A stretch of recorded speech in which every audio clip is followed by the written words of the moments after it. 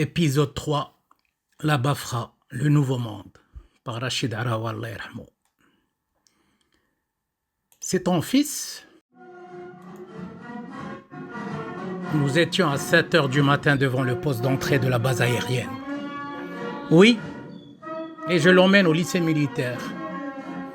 Le militaire qui parlait à papa avait un drôle de casque rond en rouge et blanc. J'appris bien des années plus tard qu'on appelait ces superbes soldats la police militaire. Le policier se tourna vers moi.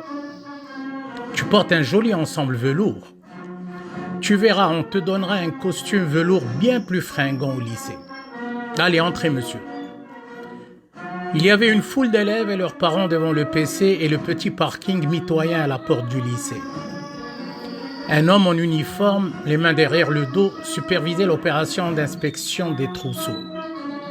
C'est le lieutenant-colonel Bouchaïb Arrob, me dit papa.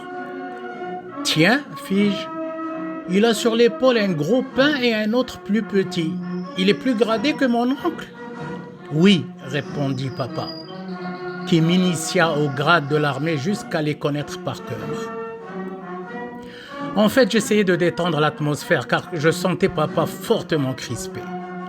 Mon père m'a informé des années plus tard qu'il était ce matin-là sur le point de tout flanquer en l'air et de me ramener à la maison. La scène où il a vu ma mère très tôt le matin m'étreindre très fortement et fondre en larmes l'a complètement secoué. Elle lui avait dit ce matin-là des mots dont je me souviendrai toute ma vie. Qui va maintenant emmener ses deux petits frères à l'école?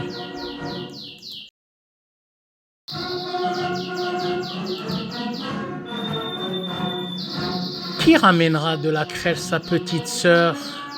Comment je vais faire toute seule, mon Dieu?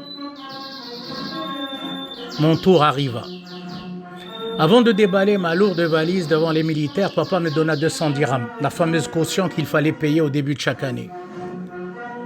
J'avais 10 ans à l'époque, mais j'étais conscient que mon père était ruiné par les frais du lycée. Avec 200 dirhams, par exemple, papa nous achetait un gros mouton lors de l'Eid al-Kbir.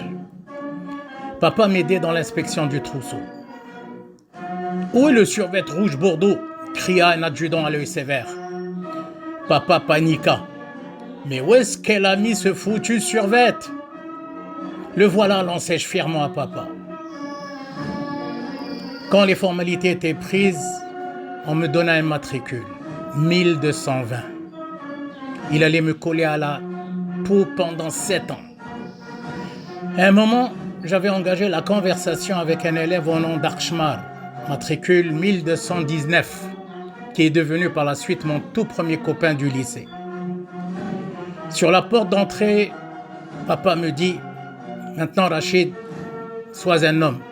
Respecte les règlements au lycée, évite les bagarres et surtout travaille bien.